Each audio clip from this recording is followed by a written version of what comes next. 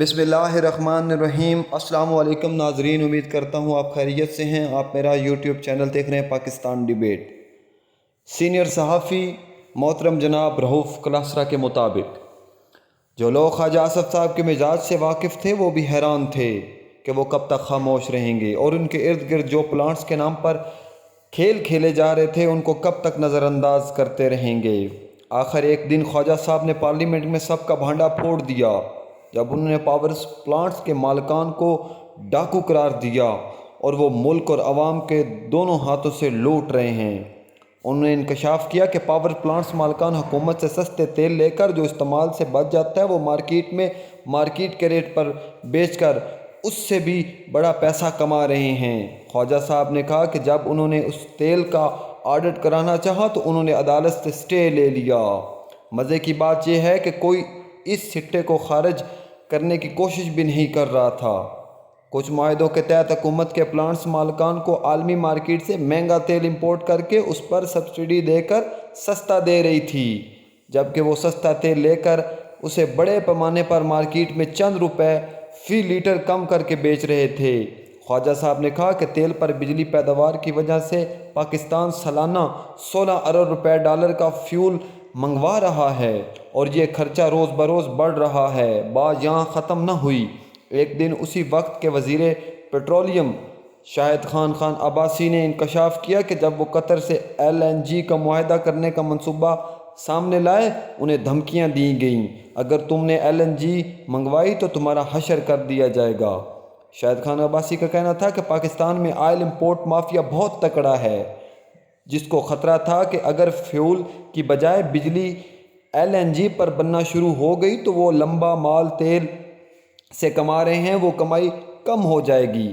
تاہم شاہد خان عباسی سے پوچھا گیا کہ وہ کون لوگ ہیں جنہوں نے حکومت کے ایک وزیر تک کو تڑی لگا دی تو عباسی صاحب ٹال گئے، جس پر کچھ سوالات بھی اٹھے کہ واقعی کسی نے دھمکی دی تھی یا وہ خود ہی یہ بات بنا کر LNG کا جو معاہدہ تھا اس کا راستہ ہموار کر رہے تھے، جس پر ان دونوں اعتراض ہو رہے تھے کہ قطر سے مہنگا سودا کیا جا رہا ہے۔ پارلیمنٹ میں بھی اس پر خاصا شور شرابہ ہوا کہ وہ معاہدہ سامنے لایا جائے کہ کس ریٹ پر قطر سے سودا کیا جا رہا ہے۔ اس شک کی وجہ سے یہ تھی کہ وزیراعظم نواز شریف کی قطریوں کے ساتھ کاروباری پارٹنرشپ تھی، جس کے راز بعد پاناما کیس میں کھلے جب شریفوں نے عدالت کو بتایا کہ لندن کے فلیٹس جس پر سارا ہنگامہ ہوا تھا وہ دراصل ان قطریوں سے کاروباری سٹیل منٹ کا نتیجہ تھا۔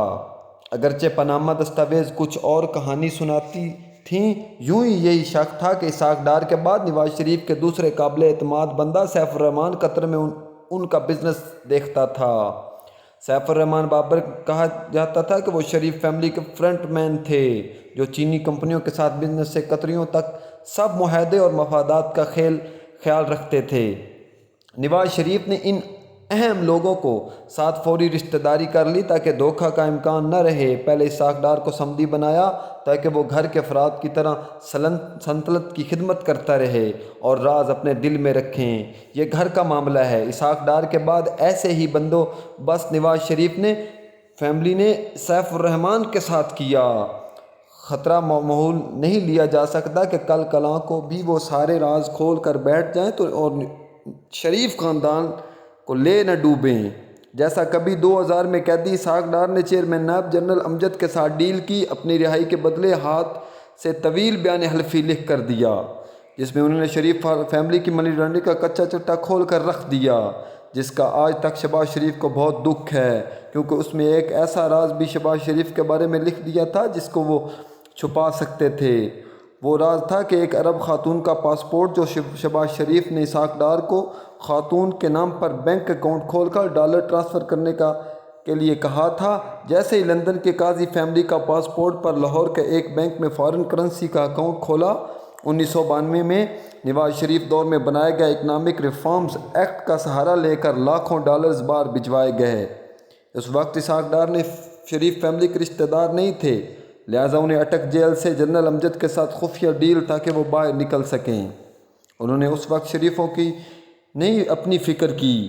اسحاق ڈار اس فیصلے کے بعد ہی شریفوں نے فیصلہ کیا کہ ڈار اور سیف الرحمن جیسے ہم لوگ ان کو سلطنت کے مینار تھے، ان کے ساتھ رشتہ داری ضروری ہے۔ جیسی تاریخ بادشاہ دوسرے ملکوں کے ساتھ فوجی سپاہی الائنس بنانے کے لیے بچوں کے رشتے کرتے تھے، یوں ہی پہلے اسحاق ڈار کو بیٹے کی شادی نواز شریف کی بیٹی سے ہوئی، تو ابھی کچھ عرصے پہلے سیف الرحمن کی بیٹی کی شادی مریم نواز کے بیٹے سے کی گئی۔ مقصد وہی تھا، دونوں اہم رازدار ہیں اور انہیں فیملیوں میں لانا تھا۔ اب پتہ چلا کہ ایک طرف شاہد خان عباسی شریفوں کے ساتھ مل کر نئی ڈیل کر رہے تھے، جس پر پارٹی کے اندر بھی مسائل ابھر رہے تھے، لیکن اس سے پہلے پاورز پروڈیوسرز کو ایکسپوز کرنا ضروری تھا، جو اس ڈیل کے راستے میں رکاوٹیں پیدا کر رہے تھے، کیونکہ ان کے گھر بیٹھے جو پیسہ مل رہا تھا وہ خطرے میں ہے۔ اب بجلی مہنگی، فیول پر پیدا کرنے کی بجائے LNG اور کوئلے کے پلانٹس پیدا کرنے کے لیے منصوبے بنا رہے تھے۔ قطر یا چین، ان دونوں ڈیلرز میں سیف الرحمن شامل تھے۔ ساتھ ہی شہباز شریف اور ان کے بیٹے بھی ایکٹیو ہو رہے تھے۔ بجلی اور چینی کمپنیوں کے نام پر وہ پاکستان کوئلے کے پلانٹس لگا سکتے تھے۔ سیف الرحمن کو ساری گیم کا علم تھا۔ انہوں نے بھی کہا کہ جناب اس پورے کھیل میں کچھ ہمیں بھی دیا جائے۔ سیف الرحمن کے لیے کراچی چنا گیا، وہ وہاں کوئلے کا پلانٹ لگانے کا سوچیں گے، جبکہ پنجاب میں اپنا شریف بچہ ساہیوال میں چینی کمپنی کو سامنے رکھ کر پلانٹ لگانے کا منصوبہ پر کام کر رہا تھا، جس کے لیے نیپرا میں من پسند افراد کو لگوا کر حیران کن رعایتیں دی جا رہی تھیں۔ وہ افسر جسے شریف خاندان اپنا بندہ سمجھ کر ایکسٹینشن بھی دے رہا تھا۔ ساتھ ہی شہباز شریف نے 2 DMG افسران فواد حسن فواد اور احد چیمے کو مشن دے دیا اور انہیں کیسا نیپرا سے ایسا ٹیرف اور رعایتی لینی شروع کر دی جس پر انگلیاں سب کھڑا کرنا شروع کر دیے۔ دونوں شہباز شریف کو مایوس نہیں کیا۔ ان ساری لوٹ مار میں نیا رنگ، اور اس وقت جب موجودہ نگران وزیر برائے انرجی محمد علی نے بہت محنت کے بعد مارچ 2022 میں پاور سیکٹر پر ایک شاندار انکوائری رپورٹ وزیراعظم عمران خان کو پیش کی، تو کیسے پاور سیکٹر میں پاکستان عوام کو لوٹا گیا۔ باقی چھوڑے، خود وزیراعظم عمران خان اپنے ہاتھ پاؤں پھول گئے جب رپورٹ کے انکشافات سامنے آئے۔ شریفوں نے ساہیوال اور کراچی کے کوئلے پلانٹس کے نام پر جو کھیل کھیلے تھے ان سب کو ہلا کر رکھ دیا۔ عمران خان کو بتایا گیا ان کی اپنی کابینہ میں کچھ لاڈلے وزیر جو ان کے دائیں بائیں بیٹھے تھے وہ بھی پاور سیکٹر میں لوٹ مار کے کھیل میں شامل تھے۔ انکوائری رپورٹ کے مطابق ایک پلانٹ میں لاکھوں ڈالرز کا لمبا کھیل کھیلا جا رہا تھا، جس کی ادائیگی عوام کی جیب سے ہونی تھی۔ وزیراعظم کو اب فیصلہ کرنا تھا کہ اپنے لاڈلے وزیروں کو بچانا یا شریفوں کے نیپرا DMG افسران کی مدد